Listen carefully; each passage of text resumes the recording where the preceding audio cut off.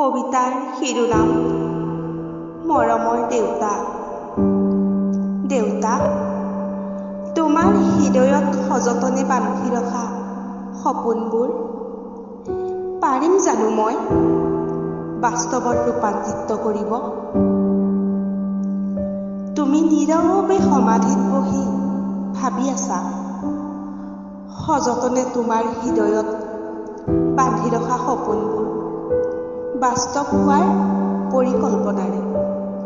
দেউতা, তোমাৰ কথা ভাবি ভাবি মুক্ত মনেৰে সোৱণশিৰীৰ পাৰত বহি মুক্ত কণ্ঠেৰে আজি মই প্ৰতিশ্ৰুতিবদ্ধ।